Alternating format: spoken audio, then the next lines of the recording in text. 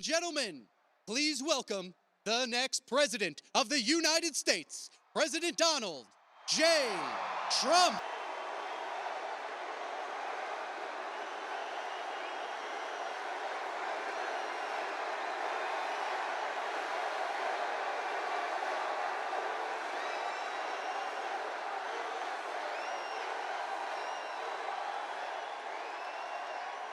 Wow, this is a big crowd. This is a big crowd. Thank you very much, everybody. Thank you very much, everybody, and a very big hello to New York and a place called Long Island, which I know very well. And I'm thrilled to be back in the state I love with thousands of proud, patriotic New Yorkers who are really the heart and soul of America. We know that. And the reason I'm here is because it hasn't been done in many decades. It hasn't been done for a long time, but we are going to win New York.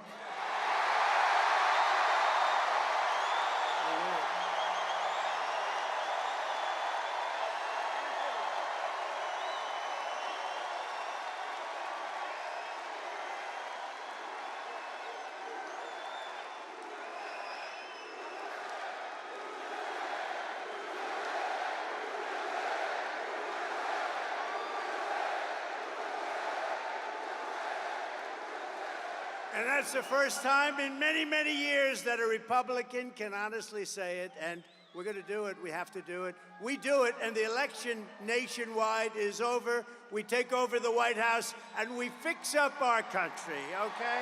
We fix up our country.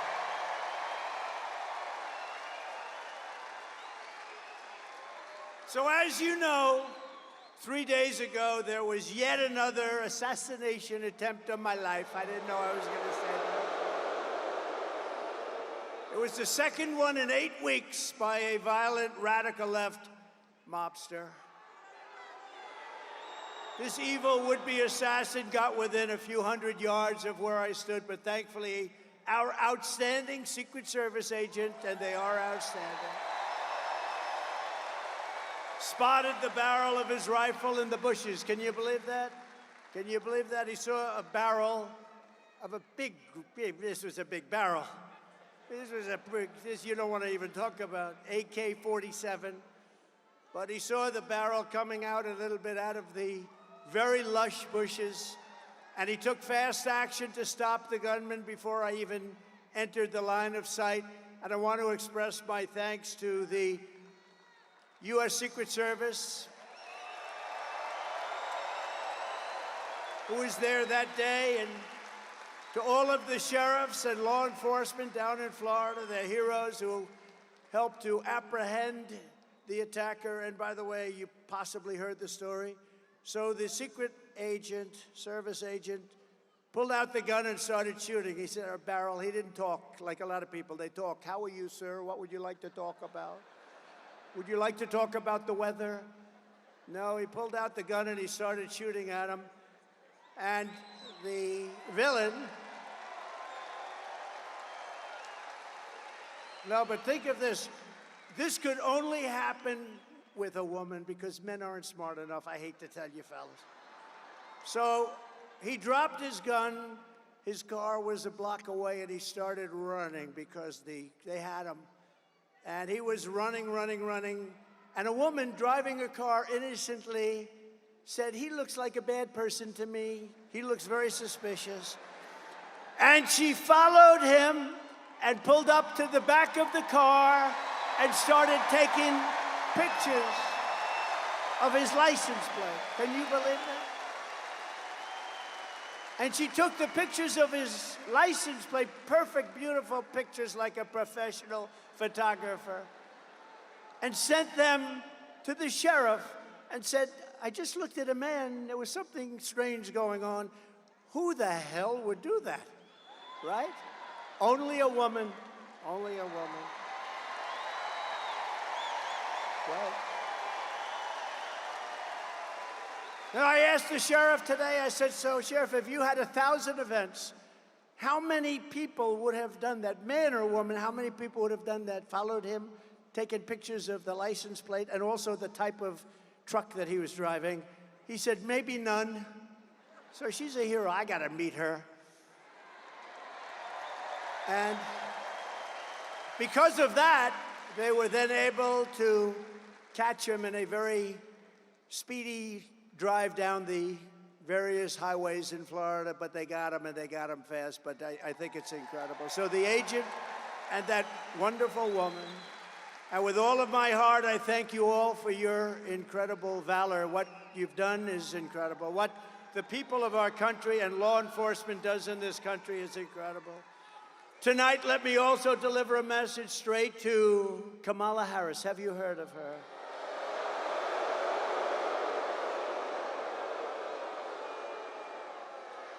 Who, by the way, was just rated by far the most liberal senator in the U.S. Senate, more so even further left than Bernie Sanders and Pocahontas. Pocahontas. She's more so. Elizabeth Warren, she's more left than Bernie Sanders or Elizabeth Warren. Let me also deliver a message straight to Kamala Harris, the radical left Democrat politicians, and the fake news media. Look how many are there.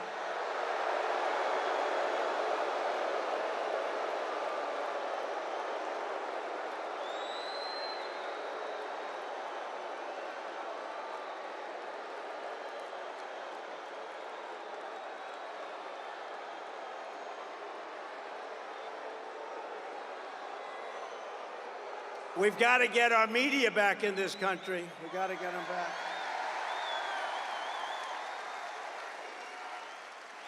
But the message is it's time to stop the lies, stop the hoaxes, stop the smears, stop the lawfare or the fake lawsuits against me, and stop claiming your opponents will turn America into a dictatorship. Give me a break. Because the fact is that I'm not a threat to democracy, they are.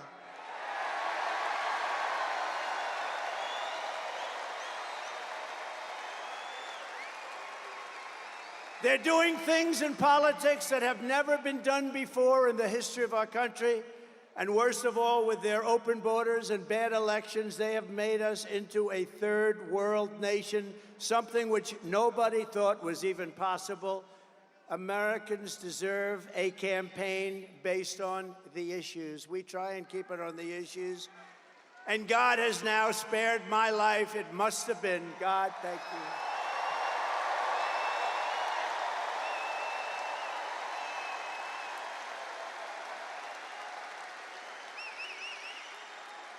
Not once, but twice.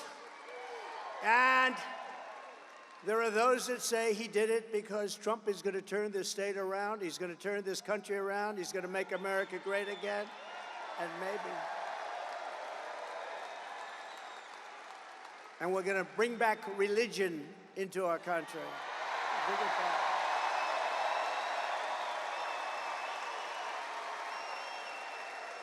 These encounters with death have not broken my will. They have really given me a much bigger and stronger mission.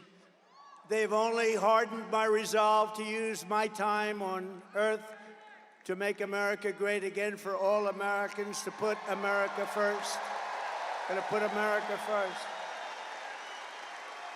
Earlier today, I was honored to receive the endorsement of the rank and file membership of the Teamsters. I love the Teamsters. They delivered all that concrete for those buildings I built in New York. They delivered the big, heavy, most beautiful trucks you've ever seen. They delivered the concrete in all those buildings I built in New York. But, you know, this hasn't happened in so many decades. We won the overwhelming majority of the local chapters and the members, and as a result, the national organization has refused to endorse the Democrat candidate for the first time in many, many decades. And I also want to thank Teamsters President Sean O'Brien, an amazing man, and all of the incredible rank and file Teamsters across the country, because this was a surprise. It's automatic. They endorse the Democrats, automatic for many, many decades. But you know what? They said, they looked at her, they said, we're not going there, I'm sorry. These are tough people.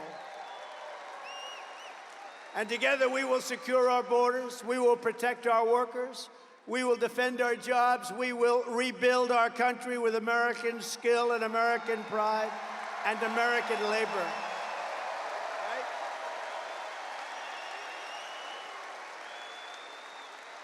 And just as a little side note, we should give them a round, especially because of what they and how they voted today. If they voted the other way, I wouldn't give them a round. But the Teamsters built out this beautiful stadium for tonight's event. Thank you, Teamsters. Thank you. They did a great job. To every hardworking American, whether you live in a red state, a swing state, or a state with a failed Democrat rule, this year we need to elect all Republicans up and down the ballot. We have to clean out and straighten out our country. With your vote, we are going to rescue our country. We are going to rescue our Democrat-run states. We are going to start by saving the great state of New York. Is that good?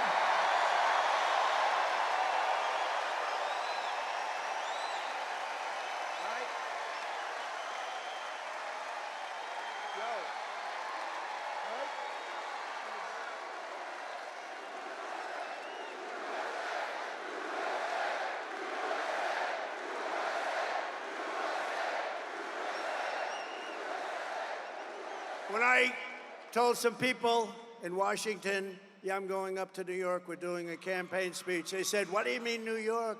You can't ever, nobody can win, Republicans can't win. I said, I can win New York, and we can win New York. We're going to win New York. And if you vote for me, I'm going to reduce your taxes, reduce your crime, and reduce your levels of stress, because you have a lot of stress. The only thing that I will increase are your incomes, and your love for your state will come roaring back again. Throughout American history, from generation to generation, New York has always set the standard for American life, and they have. It's been a high standard, too. Our cities were the center of business, arts, culture, our streets, ports, waterways, and they were the arteries of American commerce. They were absolute arteries. And our towns like Uniondale, Levittown, Hicksville, Huntington, these were great, great towns where you grew up and you loved and you stayed. But look at what has happened to New York and the other states, all run by radical left Democrats, every single one of them. Our heavy industries have exported overseas, and our middle class has been eviscerated, right here at home, been eviscerated. Housing costs are out of control. Inflation has cost a typical family $28,000. Think of it, in less than 4 years, $28,000. And we filthy encampments. We have horrible, disgusting, dangerous, filthy encampments of junkies and homeless people living in places that our children used to play Little League baseball, which they don't get to play very much anymore, do they? Over the past 3 years in New York City, there has been a 29% increase in robbery, a 36% increase in felony assault, a 42% increase in grand larceny, a 75% increase in carjackings. Did you buy a nice car lately? Well, 200 police officers leave the NYPD, New York's finest. I always say, I knew it well. New York's finest. They leave every single month, 200 people a month. Incredible people. They're incredible people. The trains and subways are squalid and unsafe. The median of our highway, all those medians, they spend all that money, they're falling down, they're rotting. Businesses are fleeing. The mobs of illegal migrants are being put up in luxury hotels at your expense, while our great veterans live on the freezing or steaming sidewalks right outside the main entrance to where the migrants enter their hotel. Think of that. Think of it. We have veterans lying on the street, squalid, lying on the street, sometimes freezing, sometimes it's hot, it's summer. And they're looking at people just came into our country, and they're going up to the 17th floor of their suite. How crazy has our country become? And can you imagine what those veterans, when they watch this, must be saying? But listen to this. Can you also imagine what the migrants must be thinking? They're saying, can you believe this? We just came from a place, in many cases, they were in prisons, and now they're living in hotel suites while our veterans are living on the street. And so I say to the people of New York, with crime at record levels, with terrorists and criminals pouring in, and with inflation eating your hearts out, vote for Donald Trump. What the hell do you have to lose? What do you have to lose?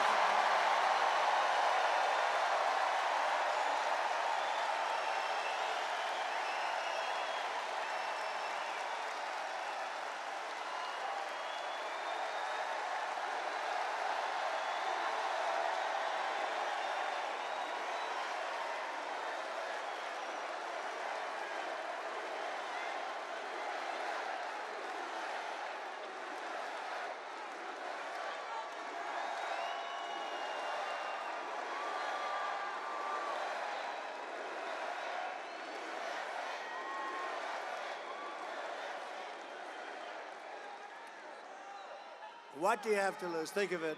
What the hell do you have to lose? You know, some of you remember that was a phrase that I used for our black population years ago in 2016. I said, with the worst housing conditions, the worst education, the worst this, the worst that, the most crime. I went through 12 different things, and it wasn't in the sheets. And I'm saying, boy, that's really terrible. And I said, and I was at like 2%, not too good. And I said to the black population gathered in front of me, vote for Trump. What the hell do you have to lose? I said that, same thing. And you know what happened? I got eviscerated when I went backstage. But I'm not like Biden where he takes, so I fight back with my people. Remember, we still signed the check. They said, sir, that's a terrible thing to have said. I said, when you said, what the hell do you have to lose? It's terrible, it's demeaning, it's horrible. I said, but it's true. You know what happened? The next day, I picked up 10 points with the black population. And now, because of all we've done, we're at the highest level of black support in the history of the Republican Party.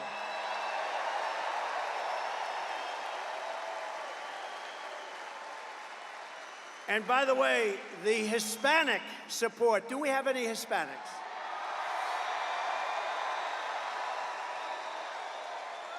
The Hispanic support is off the charts, and they don't know what the hell to do about it. It's off the charts. And we just had some great polling come out. I think the most accurate poll over the last 8 or 9 years was Rasmussen. They just came out with a poll that we're 5 up. We're 5 up. 5 up. We should be 35 up, to be honest with you. But, some people can't break an old habit. That's really what it is. So I say to you, vote for Trump, and I will turn it around very quickly. With 4 more years of Kamala Harris, New York State will be like a third world nation if it isn't already. It is. I think it is. With Trump, the Empire State will once again be the envy of the entire world. We will have no crime, only success. And unlike your current radical Democrat regime, I'm not driven by partisan ideology. I'm driven by results, and I'm driven by New York common sense. It's common sense, right? Right? It's common sense. I like to say the party, this is a great party. I like to say the party is really, we're conservative and all that, right? Who knows? You know what we are? We're really people with common sense. We need walls. We need good elections. We want low taxes. We want great police officers that are well taken care of. We don't want to defund the police. We're the party of common sense more than anything else, and it's picked up a lot of steam, it's true. My first week back in the Oval Office, I will clean up and call up your governor and mayors all across your state, and I will tell them it's time to work together. They're largely Democrats. It's time to work together for the good of the people. Going to do it. And despite all of the persecution I've endured from the corrupt judicial system in New York, it's a corrupt system. I love the people of this state, and I want to give back. I want to give back to you. I've had a great life. I want to give back to you. We're going to give it back to you. We're going to make this city and we're going to make this state incredible again. Together, we will rebuild our roads, bridges, highways, and airports. They're falling apart. They're falling down. We will renovate New York subway. Oh, that's beautiful. I used to go to school on the subway. Can you believe it? I mean, I like to say it's not so long ago, but it probably is. What do you think, Bruce? I guess it is. But my parents would drop me off at a subway, and I'd go to Union Turnpike, or I'd go to wherever They had no fear that I was going to be disappearing. They would take me to a subway, put me on and say, bye, darling, bye. If you do that today, you have about a 75% chance that you'll never see your child again. What the hell has happened here? What has happened? We will renovate the New York subway so that the greatest city in the world finally has, again, the greatest transit system anywhere in the world. You have the basics. We have to clean it. We have to take care of it. We have to give it a little love. And we have to get the criminals the hell out of there. We will once again support our incredible police officers, New York's finest. A lot of them.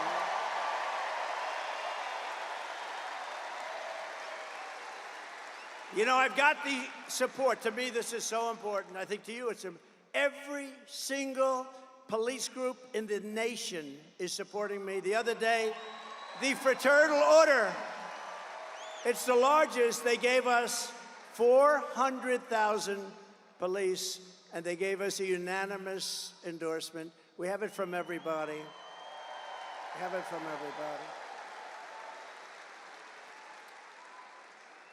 We will work with the mayors and the governor to rebuild your defunded and depleted police forces, including New York's finest and NYPD. Look, I know so much about, I love New York's finest.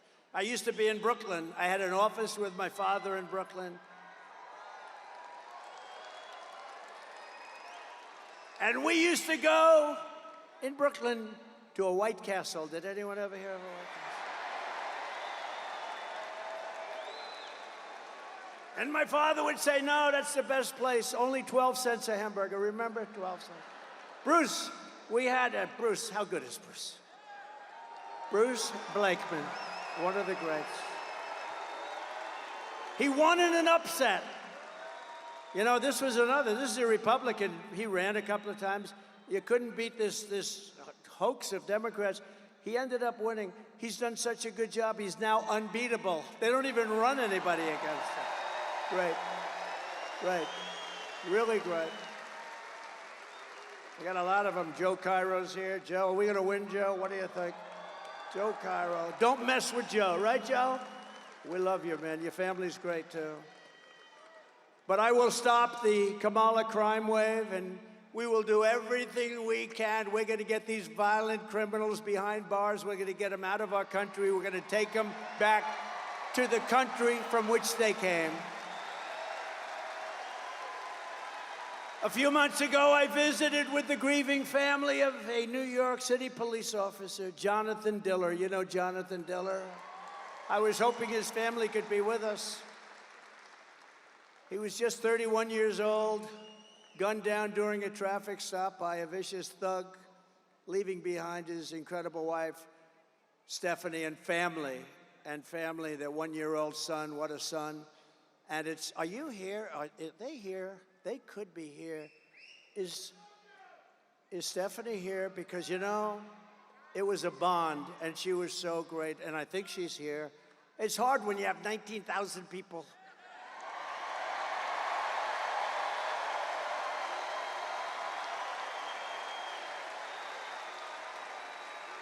And Stephanie, unlike a lot of my friends, doesn't want adulation. Honestly, what she wants more than she wants her husband back. That's what she wants. She doesn't want adulation. I have other friends. You'd find them. I have other friends. If you said their name, they'd be jumping up. Here I am. Here I am. Stephanie doesn't want that. What a great family. What a great family, and what a great guy he was. The criminal charge was savagely murdering Officer Diller, was previously arrested by the NYPD 21 times, right? 21 times, Bruce. And the accomplice driving the car had been arrested 14 times, but he was actually much worse. He was more vicious. 14 times, but he was actually far more vicious. This is the kind of story we hear every single day under radical Democrat policies like cashless bail, cashless bail. You kill somebody, and you're out on the streets in 2 hours. Cashless bail has been a disaster for our country. Kamala Harris wanted it no matter where she went. She boasted about being the leader of the movement of cashless bail, just like she led the effort to defund the police. You know, she was the leader of the effort to defund the police, and now she's running for president. But a little while ago, like everything else, no fracking, no this, no, she changed her mind. Now she says she likes the police. She can't say love, but she says like. She's made a lot of progress, but you know the first thing that would happen is she will go to defunding the police, if that's even possible to think about. But when I get back into the Oval Office, the madness ends and the law and order is going to return to our country.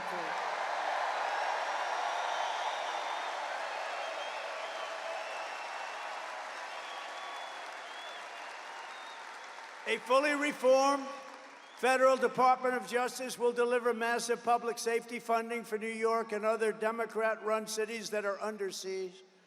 But in exchange, they will give our police back their protection and their respect. We are going to take care of our police, and we're going to respect our police. Everyone here does. I tell the officers all the time, you have no idea how the people love you, but sometimes they don't feel it because of what the Democrats do to them. They will end deadly sanctuary city policies, they will terminate cashless bail, and they will return to proven policing methods like we had under Mayor Rudy Giuliani that made New York City the safest big city in America.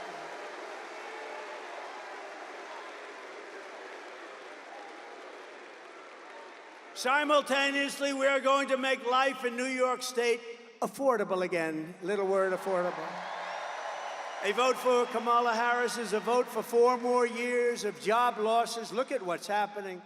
Businesses that are fleeing, money draining out of your state, and hundreds of thousands of illegal migrants sucking your public resources dry. You know, I've always heard for 20 years, I've heard that New York City has no money, and yet they're going to spend $3 billion on illegal migrants, and they're not getting it from the federal government. You wonder, they never had money, but they have $3 billion to take care of people that came into our country illegally. Doesn't make sense. But under the Trump economic plan, we will cut your energy prices in half within 12 months. Half! Because we have more liquid gold under our feet and we don't use it. We go to places like Venezuela when we have more than Russia. We have more than Saudi Arabia. You remember I got Anwar approved in Alaska. It's the biggest site anywhere in the world, probably bigger than Saudi Arabia, bigger than Russia. And what did they do? In the first week in office, Ronald Reagan tried so hard he couldn't get it. I got it. The biggest site in the world, Alaska. And in the first week in office, they terminated it. We'll have it back very quickly, I promise you that. We will rapidly defeat inflation. We're going to bring your prices down. All they're doing is they've cut it, but you're up 55 or 60%. People that used to live a nice life 4 years ago, they can't afford an apple. A woman, they showed a picture of a woman the other day. I said, boy, that's sad. That should never happen to her. She went to the counter, the cashier. She had 3 apples. And when she was standing with the cashier, she realized she didn't have enough money for one of the apples. And she took the apple, brought it back, and she bought 2 apples. That shouldn't be happening in our country. That shouldn't be happening in our country. We will cut interest rates, cut insurance costs, and insurance is horrible. And massively, we will cut your taxes again. I gave you the largest tax cut in the history of our country. And we have some to go. Kamala Harris, as you look at her plan, will give you, very simply, the largest tax hike in American history. She's going to lift your taxes. This is the only person I've ever seen, and Biden too. They announced that they're going to raise your taxes, and it's supposed to be good politically. I don't think so. I don't know. I've never seen that, Anthony, before, where they say they're going to raise your taxes. They're going to raise your taxes. Vote for me, I'm going to raise your taxes. Can you believe it? I made a mistake. I shouldn't have done that, because the news will say, vote for me, I'm going to raise it. They're going to say, they're going to attribute it to me. I can't do that. I told our great First Lady I will not be sarcastic anymore. When you joke or when you're sarcastic, the fake news will take a story like that. I'll say, I never said I was going to raise your taxes. Yes. Vote for me, I'll raise your taxes. Kiddingly, kiddingly, kiddingly. These people are the worst. When I imitated Joe Biden because he couldn't get off a stage, so I'd imitate him because he couldn't find the stairs and look around. He finished the speech, the speech would last maybe 3 minutes, maybe a little less than that. And then he'd want to get off the stage, and it'd always go like this. But you remember, we're not running against him, we're running against somebody who's actually much worse. Ready? And he'd go like this. And then he'd walk in a different direction. It was the weirdest thing. And Secret Service did a great job. They'd come up in the stage and they'd pull him out. Like today, we have 4 or 5 stairs. You always have 4, 5, 6 stairs. The more it's government-owned, the more stairs you have. But you always have a lot. So I said to our great First Lady, who can draw a crowd? Did you watch me tonight on television, First Lady? People love our First Lady out there.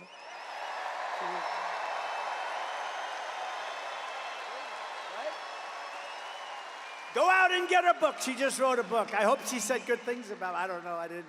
So busy. She just wrote a book called Melania. Go out and buy it. It's great. And if she says bad things about me, I'll call you all up and I'll say, don't buy it. Get rid of it. No, but she said to me, I said, baby, did you see the crowd? We had 18,000 people. We could have filled it up 3 or 4 times. Bruce Blakeman said to me, if we went to a stadium or a park, we would have had 100,000 people or more. So I'd call up my wife, and I'd say, baby, who could draw crowds? Nobody can draw crowds like me. Nobody, not even close. I'm the greatest of all time, maybe greater even than Elvis, because Elvis had a guitar. I don't have a guitar. Elvis had a guitar. I don't have the privilege of a guitar. But I'd say, baby, who could do it like me? Nobody can do it like me. How great am I? And she'd say, and she'd say, I'd say, how great was the speech? Not how good, how great was it? And she'd say, it was good, but your hair looked terrible tonight. Or the worst ever. So I said, how good was it, First Lady? And she said, it was good, but you couldn't find your way off the stage. I was imitating Biden, and they said I did it. I couldn't find my way off the stage. No, so you can't be sarcastic. Sarcasm with the media doesn't work, okay? It doesn't. So I've given up about 90% of it. I got all my friends here. Anthony, stand up. Anthony Lomangino, one of the greats of all time. He said, I have a big business problem. What? I have too much cash. I don't know what to do with it. I said, I've heard of worse problems than that, Anthony, right? He's doing good. He's a great man, great businessman, and a great person. Kamala wants income tax hikes, small business tax hikes, capital gains tax hike. How about the capital gains? She wants a tax, unrealized capital gain. That means she wants to give you a capital gain, even if you have stock. She wants to give you a capital gain, even if you didn't sell it. You know, I know a lot of people, they're very rich, but they don't have cash. They're rich, but they don't have cash. A lot of them. You know, it's like that. Farmers are like that. They have great land, great everything. They make income, but they don't have cash. And you know what I did for farmers and small business in the tax hike? And nobody talks about this. I got rid of the estate tax, so that, or the death tax, as they would call it, so that when you die and you pass it on to your children who you love, if you don't love your children, then it's not going to do you any good. And there are those.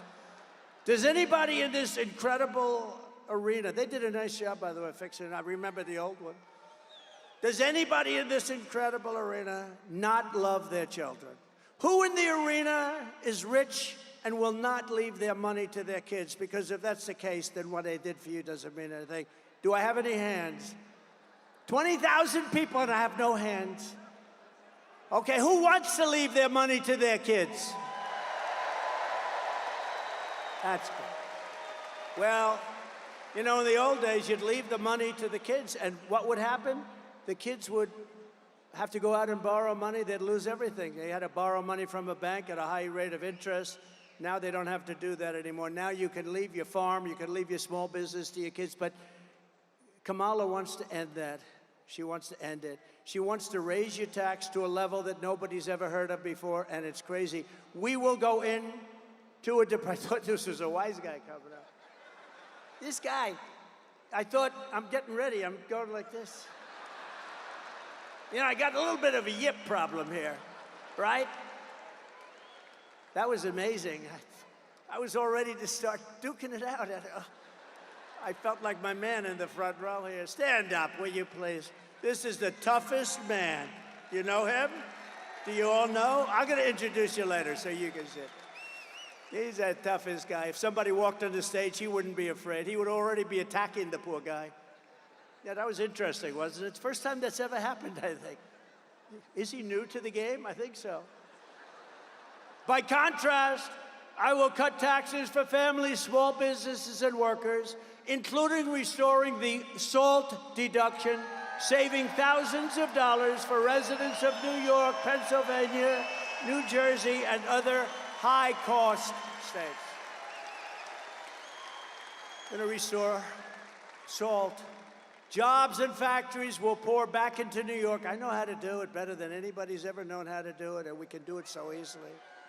Wages will soar, the cost of living will fall, and I will deliver the greatest economy in the history of the world to our country, and one of the greatest economies in the history of New York State.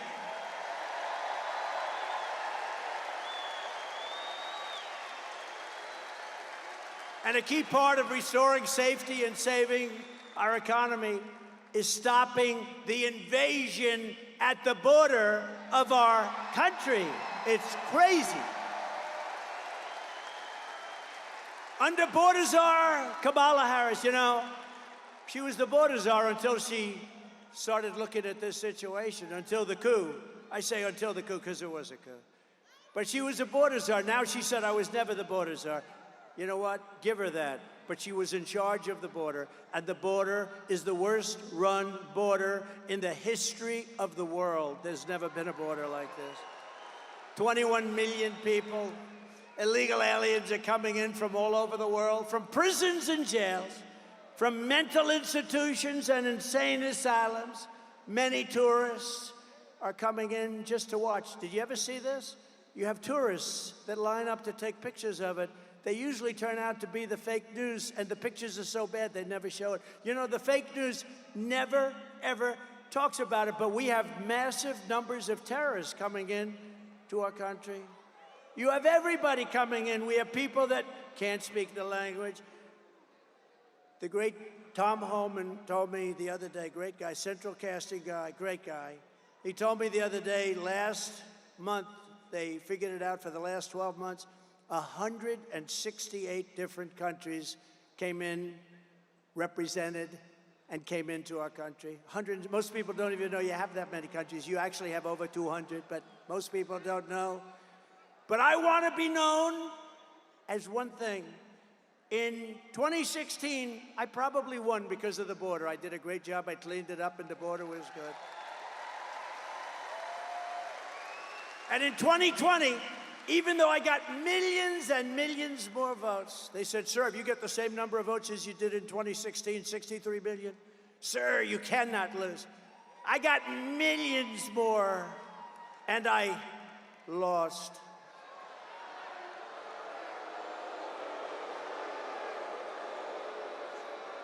But you know what? We're going to have the greatest win in history when we pull this one off. It's going to be legendary. But in 2020, my people would say, sir, it doesn't help for you to speak about the border. Nobody cares. I said, I want to speak about the border. I did a great job. Sir, nobody cares. It's true. I talk about the border. Nobody cared. But now they care. Because now the border is 25 times worse than it was in 2016. Now the border is not even believable what's happening. And I want to be known as your border president. I'm going to be known as your border president.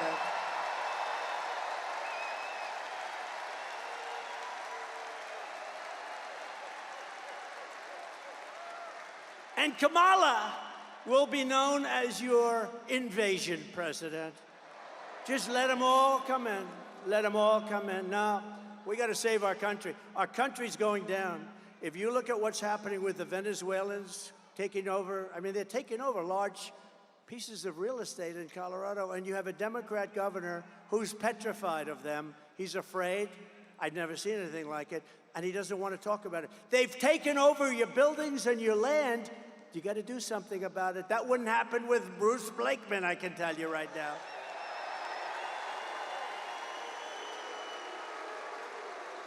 Bruce, would you let people come in from a foreign country like Venezuela, where, by the way, their crime rate is down 72% because they've taken their prisoners, they've taken their gangs, they've taken their drug dealers, and they've shipped them all to the United States, so their crime rate's down.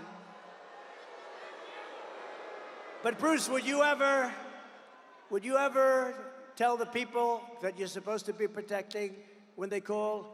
A lot of Venezuelans are in here and they have very big guns. Would you say, listen, I don't really want to do anything about it? Would you do that? Or would you say, don't worry, we'll have a force of people over there within minutes and it would all be over, right? Right? I think so. No, he wouldn't play games. He wouldn't play games. But you know, these people, the law enforcement, they're afraid in these places because it's so violent. They've never seen people like this. These are violent people that they're allowing into our country. It is truly an invasion, and we're not going to let it happen. We're going to take those violent people, and we're going to ship them back to their country, and if they come back in, they're going to pay a hell of a price.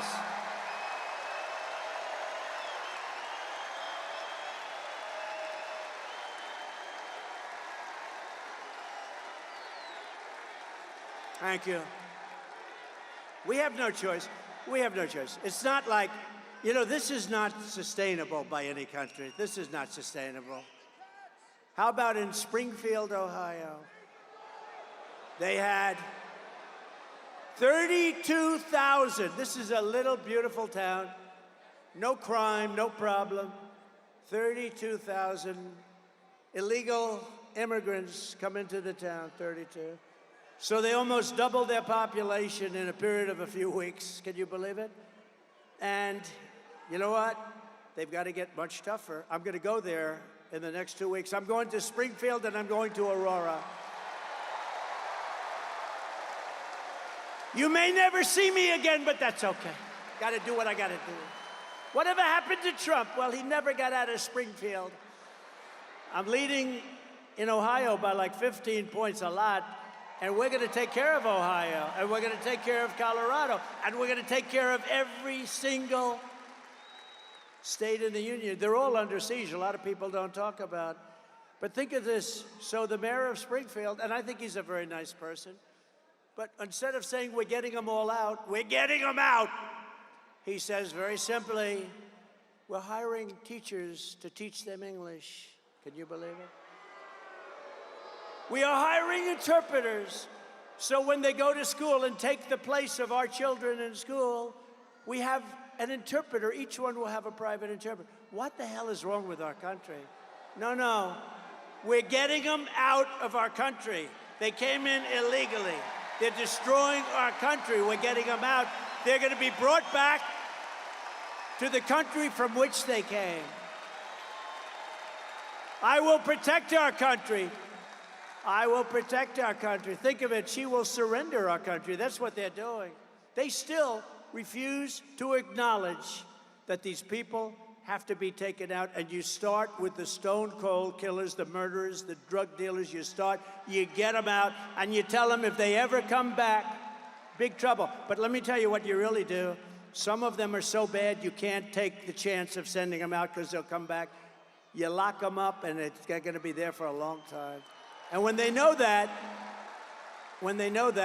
you'll see a whole big difference. As you know, here on Long Island, the open borders policies of Kamala Harris, and it were really her policies, and the communist left, I call it the communist left, have been importing MS-13 gang members by the thousands. I don't know what it is about Long Island, but, you know, I took thousands and thousands of gang members out. Do you remember the story? Remember, I came into the presidency, and MS-13 was on my mind because I saw that in Long Island, two beautiful young girls were walking to school. They were 16 years old, and an MS-13 gang of deviants grabbed the girls and sliced them up into pieces, not with guns. They didn't want guns. They killed the two girls. They sliced them into little pieces, and I never forgot that. And then I found out that things like that are happening all over, wherever they are. MS-13, the worst gang anywhere. The only thing good about that is they make our gangs look like very nice people, I want to tell you. These are the worst people. They're animals. And Nancy Pelosi said, you shouldn't call people animals. That's not appropriate. They're animals. That's the philosophy. And I said, I got to the White House, and I said, they have a lot in Ohio, a lot in every state. And I said, I want MS-13 out of here. They come from various places, a little bit south of Mexico. They come from Mexico, too. And I said, what I want you to do is I want to bring them out. And a general said, sir, I'm sorry, sir. The countries will not, under any circumstances, allow us to bring them back in. They don't want them anymore, sir. I said, how long has this been going on? Many years during the Barack Hussein Obama. Has anyone ever heard of him? Many years, sir, under the Barack Hussein Obama administration. It's been going on for years, so they won't take them. You know what they do? They would take Honduras, okay? Think of it. They would take planes, and they would put them on the runways. They would put the planes, El Salvador, or different countries, some of the roughest gangs. They put big commercial aircraft. So when a plane is going to fly in with 200 or 300 MS-13 killers, you couldn't land the plane. They said, sir, we can't get them back. All of the bus routes are blocked. We can't get the buses in. And when they know a plane is coming, they put planes on the runway. Sir, we won't be able to do it. I said, I think you will. How much money do we pay them for? Economic development of the dictator's house. How much money do we pay them, General? I'll get back to you, sir. He comes back the next day. Sir, we pay them $750 million a year. It's a lot. Let me tell you, it's peanuts compared to some of the money that we pay, but it's a lot of money. I said, inform these countries that under no circumstances are they getting any money anymore. They're not getting any money. They are delinquent. They're not allowing us to bring back people that they forced into our country through caravans. So they informed them, and the next day I get to the Oval Office nice and early, and I get calls from 3 particular countries separately. Sir, there seems to be a problem or a misunderstanding. I said, yeah, there is a misunderstanding. You're not taking your MS-13 people that you sent into our country. You're not taking them back. And I'm going to not give any money to your country forever. You're never getting 10 cents. And in all cases, they said something to the effect, sir, it is so bad that I didn't know about this. I wish I would have known about it. We would love to take MS-13 back into our country. We love them very much.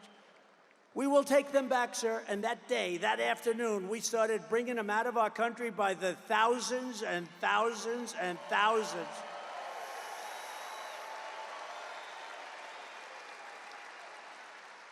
And the worst part of the story is, now, I still didn't pay them. I figured.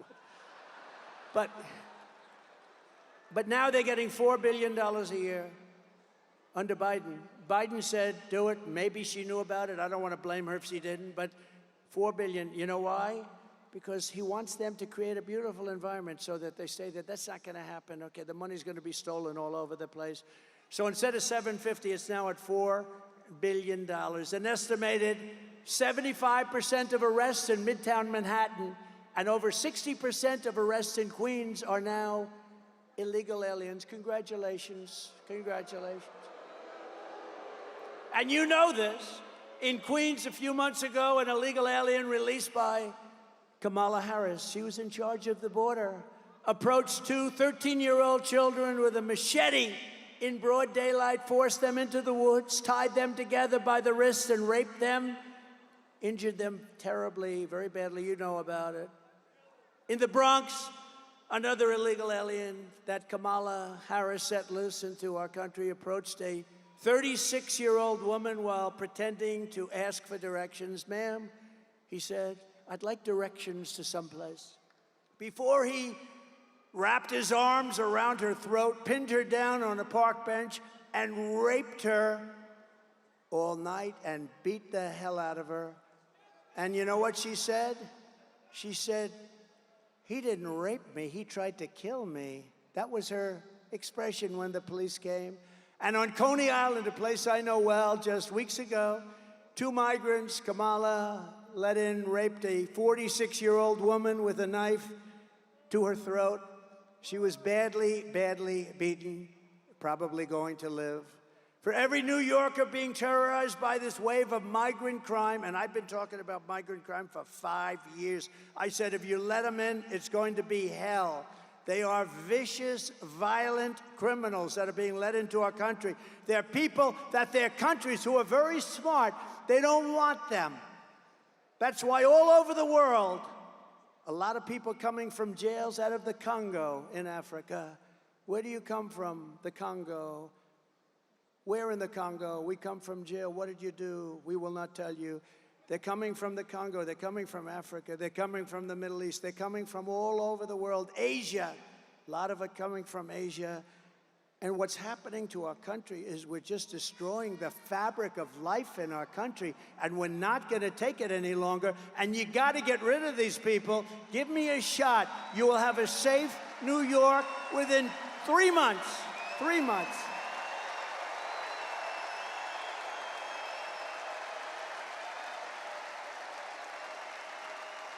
For every New Yorker being terrorized by this wave of migrant crime, November 5th will be your liberation day. It's going to be liberation because you are living like hell. You're living a life like hell. I will launch a special task force of elite federal law enforcement people, many of whom I already know, that are tough, and charge them with crushing the MS-13 remnants. You know, the problem is I got them out, and now they come back in. They just walk back in like there's nothing to it.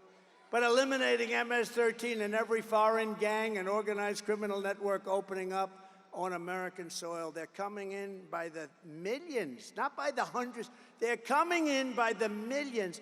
Think of it, probably 21 million people. That's probably a low number. We can do all of this and more, but patriotic New Yorkers must get your asses out to vote. Gotta get up, gotta get up. Harry, get up, Harry. Harry, get your fat ass out of the couch. You're gonna vote for Trump today, Harry. Get up, Harry, come on, let's go. Let's go, Harry.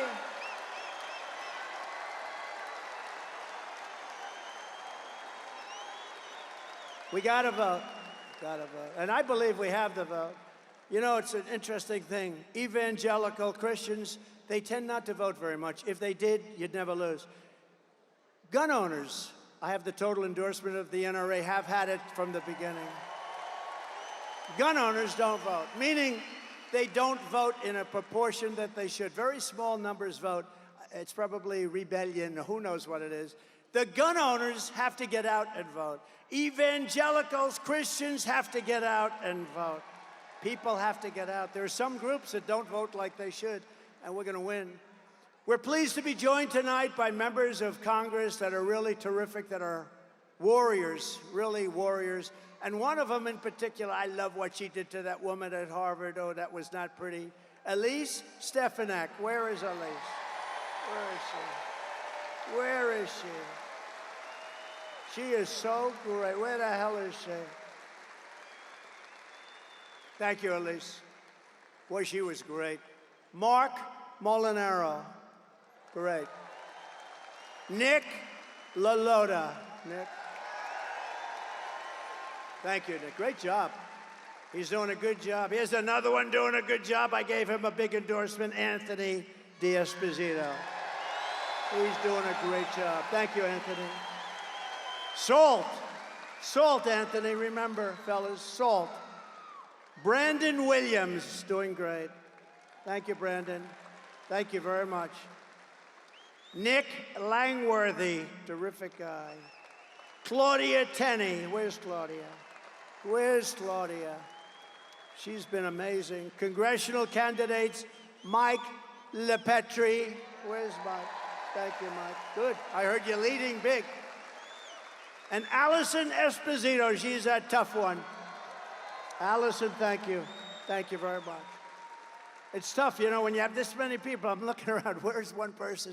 Thank you very much, Allison. Beautiful. Senate candidate Mike Sapriacone. Mike Sapriacone. Come on, Mike. Where's Mike? You got to win, Mike. We got to win that one, Mike. You can do that. You can do that.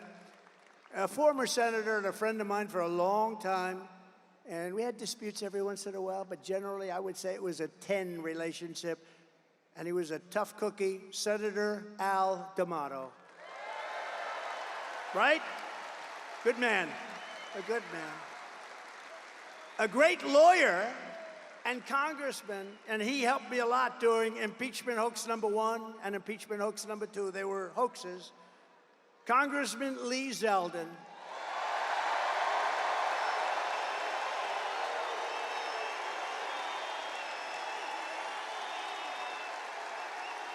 He's great. And he's a big part of our campaign, and I want to bring him to Washington with us. He's a great lawyer. Get ready.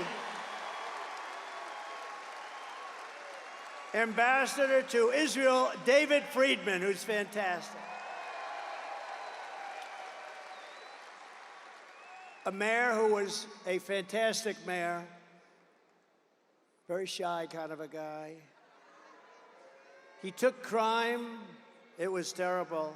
It was at a level that was as bad as today.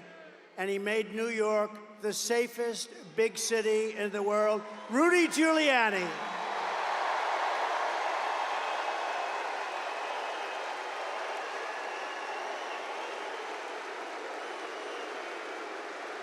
Boy, Rudy, isn't that great? And his son, who happens to be a great golfer. A lot of people say, oh, how's Andrew? Not that good. Let me tell you, he's seriously good. Andrew Giuliani. Thank you, Andrew. Thank you, Andrew. Did a good job. And a very beautiful little boy who went through hell, but I brought him some presents. That's why I was late for you today. I brought him presents. I said, Liam, do you think the crowd of 20,000 plus a lot of people outside, you know, we put up big televisions on the back of the building, but that's not like being here. It's wonderful. Hello out there. I hope you're enjoying it. Big, big, beautiful screens. We have big screens. Not quite like being in the third row, first row. But Liam LaCastro is here, and he is a great young man. He's gone through a lot, but he's going to be better soon, right, Liam? And I got him the most beautiful present.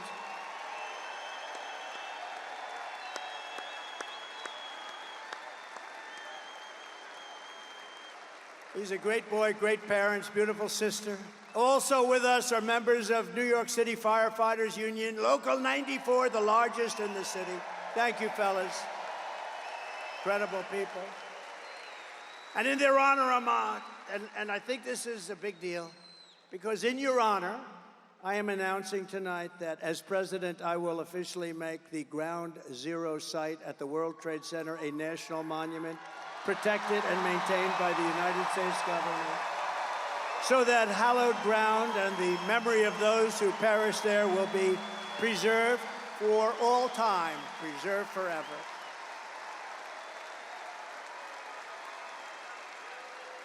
And you deserve it. A lot of great people. I met them last week. Thank you.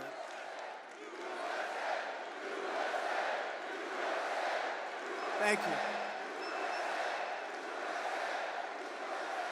Well, and I met him last week with the ceremony, and it was a beautiful ceremony, and met a lot of fantastic people.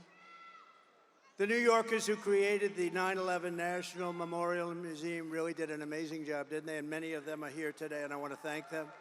And I want to ensure that their outstanding work is sustained forever, and that's what we've done by doing this. So we are just 48 days away from the most important election in American history. The most important. The most. Stand up. Now you can stand up. They didn't put your name down. Turn around. Who is he? Name him. He took care of business, right? It's my man. Good. Boy, I'm glad I didn't forget you. Good guy. Good friend of mine for a long time. Whenever I had problems, I'd look at him and they'd say, let's leave Trump alone. Thank you, man. Thank you. We appreciate it. Great, great gentleman. Kamala Harris is for wide open borders with terrorists and criminals pouring into our country, more inflation, even higher than the last 4 years, which was a record. She wants to pack the Supreme Court. Think of that one. And today, I heard it all. I thought they wanted maybe 11, maybe they wanted 13. That's an unlucky number, so maybe it would be 15 instead of 9. But instead of 9, Kamala wants to bring up potentially as many as 25 justices so that they can rig the system like they rig everything else, including elections. And maybe one of the worst things of all, she is a true believer. And again, I said this before, if you want to defund the police, if you've been there even for a day, in your mind you want to defund the police even for one day, you are not qualified to be the President of the United States.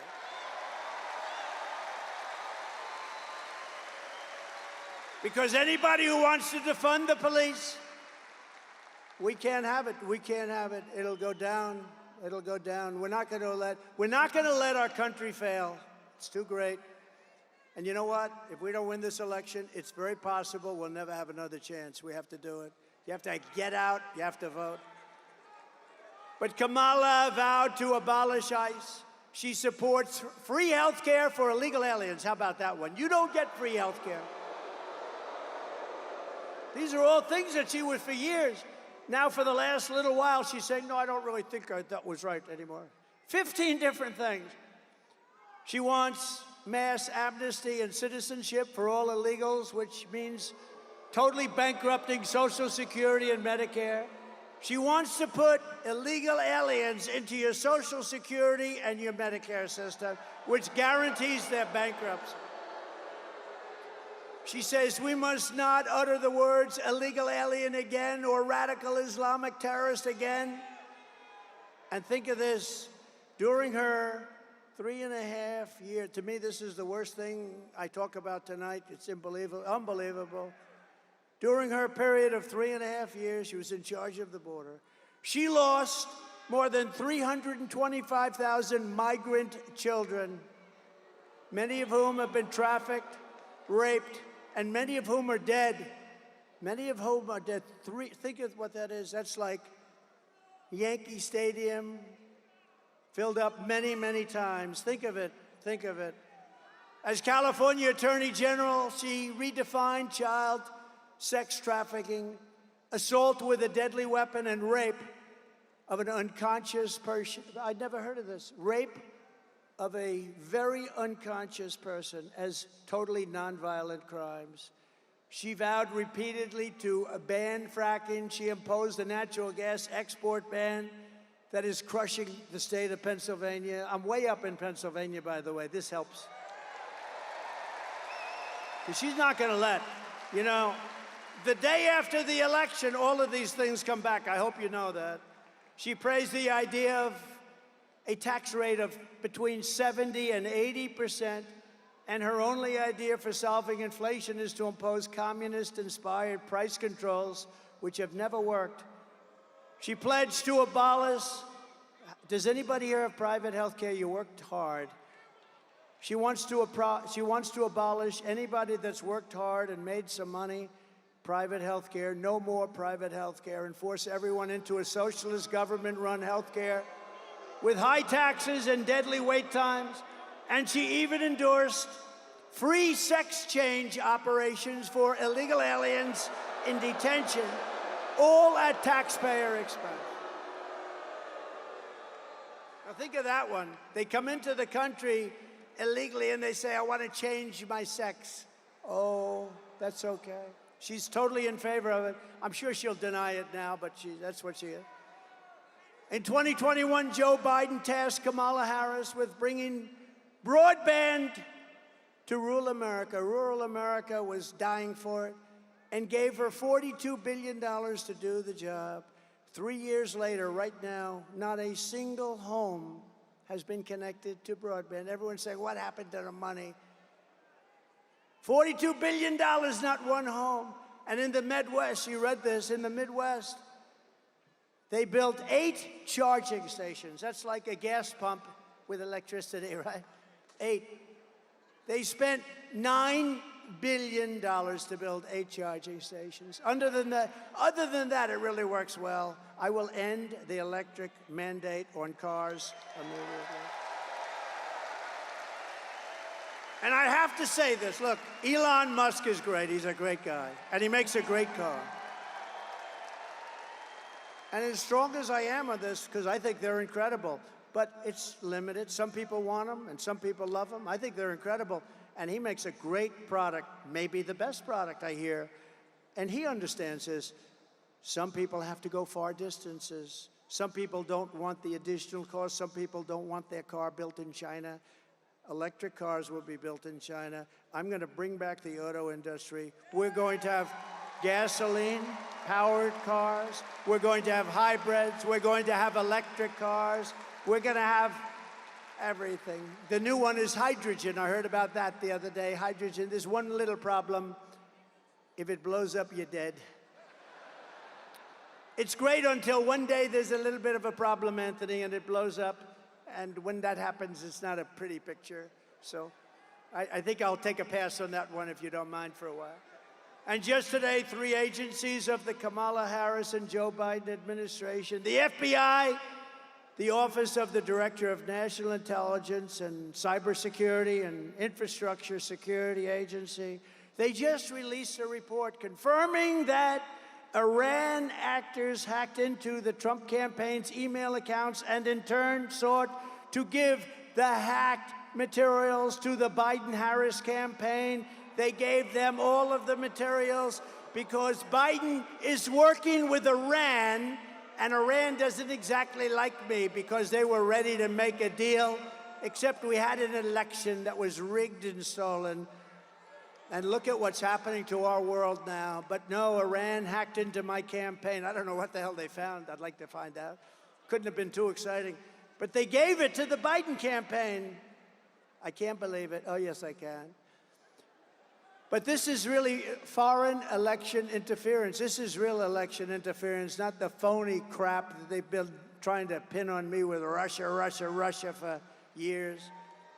Whatever happened to Russia, Russia, Russia? Remember the 51 intelligence agents? They said, no, no, the laptop from hell, it's Russia. No, it was Hunter.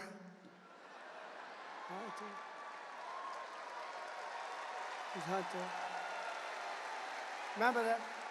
We had to go 2.5 years, and then they finally said, all right, the Mueller, remember Mueller? He said, in millions of phone calls, Trump didn't make one to Russia. They went through every phone call I made. Can you imagine? In millions of calls, not one call to me. And a lot of people apologized for that, but not enough people apologized. They wasted time and money. They spent hundreds of millions of dollars going after me, and they got nothing. They got nothing. But we cannot allow this insanity to continue anymore. That's why less than 2 months from now, we are going to tell Kamala that we've had enough. Kamala, you've been a terrible vice president. You will be an even worse president. We're not going to take it anymore, Kamala. Kamala, you're fired. Get out. You're fired.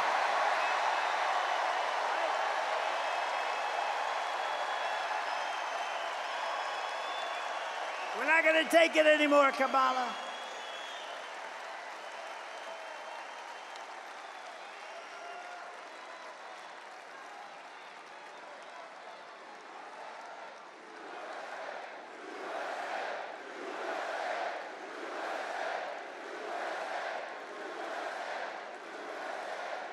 That was a little line from The Apprentice, which I'm sure you haven't seen. What a great show. Was The Apprentice good or what? From the moment we take back the White House from Kamala Harris, I believe we are going to have the 4 greatest years in the history of our country.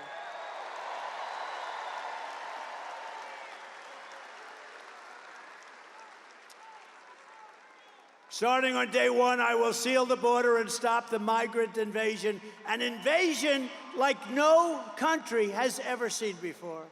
We will stop it immediately. We will carry out the largest deportation operation of criminals in American history. We're getting them out of our country. We will make America the dominant energy producer in the world by far. We have more than anybody else. And we have literally, we have more. Think of it, we have more than Saudi Arabia. We have more than anybody else, especially when you add Anwar in Alaska, which we will reinstitute immediately. We're going to use it along with growth. We are going to grow, grow, grow to start paying down our debt. We have $35 trillion in national debt. We were all set to do it. And then we got hit by COVID. We had to focus on that. And then we gave back. You know, I got great marks on the military. We took out ISIS, wiped out ISIS 100%. We did it in 4 weeks. It was supposed to take 4 years, 5 years. And I got great marks in the economy. Never got great marks in COVID because they didn't want to give them to me. But the fact is, we did an unbelievable job. Nobody knew what the hell it was. It came from China. It came from the Wuhan lab. I said all these things. And we did an unbelievable job, and we handed over a country whose stock market was higher than it was just prior to COVID coming in, and amazing. But we did have to focus on that. Think of what China did to us. The world has $60 trillion and millions of people dead over that disaster. Think of that. The whole world. Even China suffered very much. They suffered at the end more than almost anybody. I will turn the United States into a manufacturing superpower more than it has ever been before. We're going to bring back the car industry. We're going to bring back the car industry. Other countries that make us pay a tax to do business with them will be charged the same tax when they send their product into the United States. We have countries, not only China, many, many countries, many of them are allies. Some of the worst trading countries are allies. Don't let that word surprise you. They're allies, they're friends of ours, and they take advantage of us horribly on the military with NATO and on trade. It will be called the Trump Reciprocal Trade Act, and if China or any other country charges us a 200 or 100 or 300% tax, then we will charge them a like 100, 200, 300% tax in return. You charge us, we charge you. And my message is very simple. Make your product right here in Uniondale. Make your product in America. Make your product in America, and only in America. And if you do that, Bruce, you won't have to pay a tax. And they'll be coming in here like you wouldn't believe, right? The worst that happens, we'll take in a lot of money, but we don't even want that. We want them to make their product. We're going to bring back the auto industry. Right now, China's building some of the largest auto plants in the world, and they're building them in Mexico.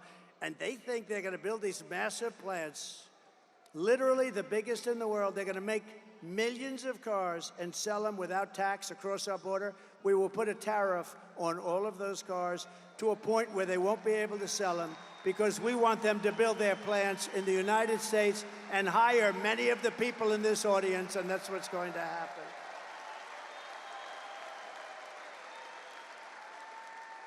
And we also have something that's basic, but wow, people said, you're really smart. Where the hell did you think of this one?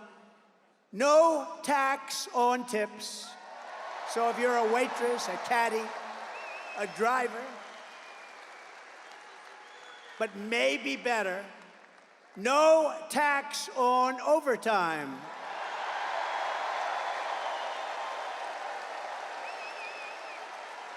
And we'll get it done.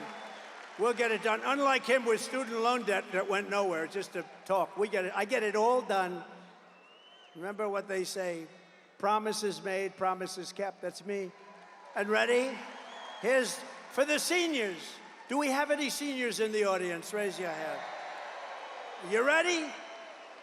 No tax on Social Security benefits. No tax on Social Security benefits. And you know why you deserve it? Because you lived like hell with the highest inflation probably in the history of our country, and you couldn't make ends meet. Now you're not going to have to pay tax on your Social Security benefit.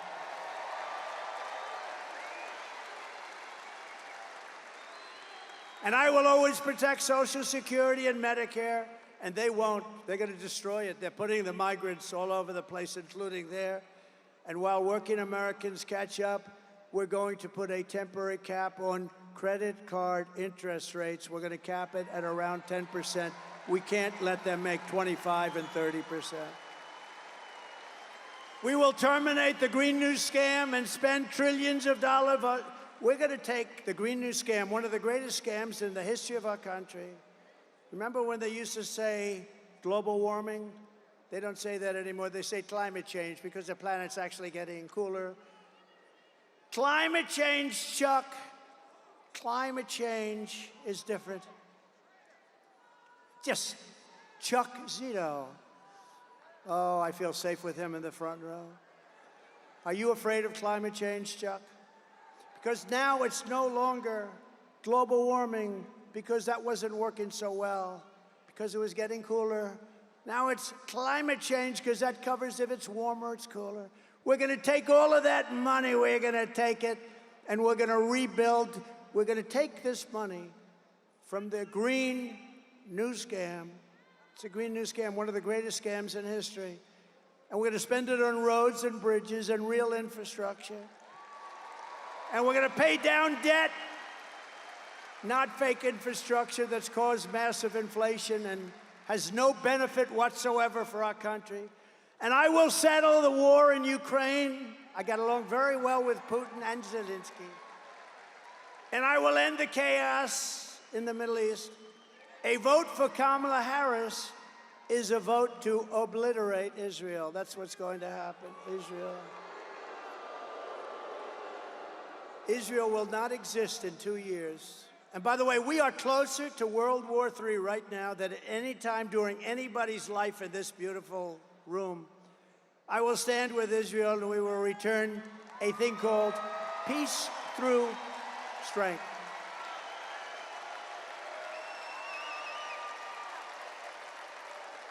And we're going to get it settled. We're going to get it done. We're going to get it done. We're not going to have war in the Middle East. We're not going to have war with Russia and Ukraine. You know, when I was there, we didn't have any war other than ISIS. I finished them off. We knocked out al-Baghdadi, the founder of ISIS. Think of that. We knocked them off. It was supposed to take 4 to 5 years. I did it in 4 weeks. General Raisin Cain, what's your name? Cain, sir, what's your first name? Well, they call me Raisin. I said, your name is Raisin Cain. That's the general I was looking. He did it in 4 weeks. The Russian attack on Ukraine and the October 7th attack on Israel would never have happened if I was president. Would never have happened.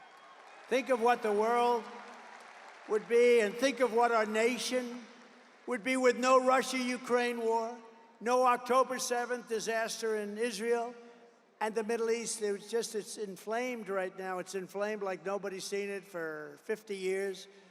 No inflation and energy dominance. That's what it would have, energy dominance. We'd have no inflation. We wouldn't have either the Middle East or the Russia, Ukraine. What a different world it would be, wouldn't it be? Oh, we can't let them cheat on elections anymore. We can't let it happen.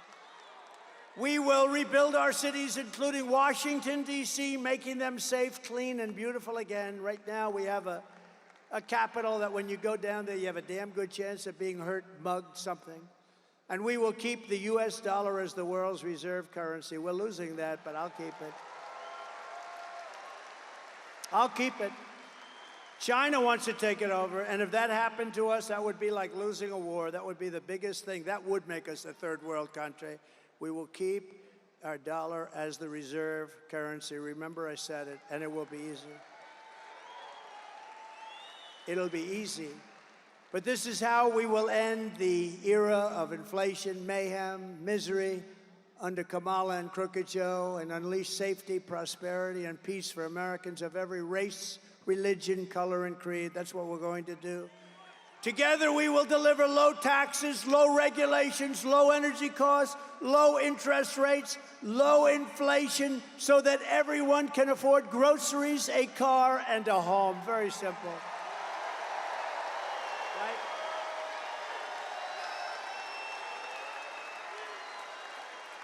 We will stop the invasion, end migrant crime, support our police, strengthen our military. I want to wish a happy 77th birthday to the United States Air Force.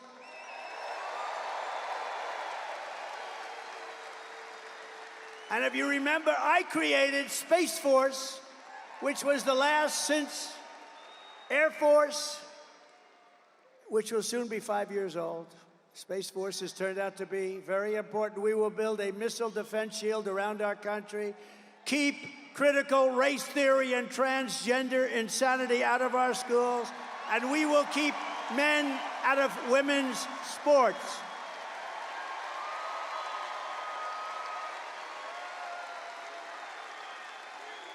We will defend the Second Amendment, restore free speech, and we will secure our elections, and we will secure our borders. Everyone will prosper, every family will thrive, and every day will be filled with opportunity and hope.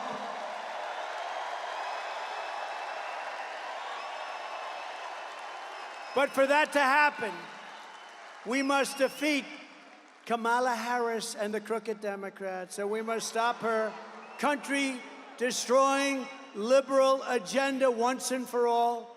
So get everyone you know and vote. We want a landslide that is very simply too big to rig. Too big to rig. Right, Bruce? Too big to rig. Joe, too big to rig. Too big to rig, Joe. I think we can do that, too. On November 5th, we will save our economy. We will rescue our middle class. We will reclaim our sovereignty and restore our borders. We will put America first, and we will take back our country, because together we will make America powerful again, make America wealthy again, make America healthy again, make America strong again, make America proud again, make America safe again, make America free again, and we will make America great again. Thank you very much. We love New York. Love New York. Thank you. God bless you all. Nice seeing you.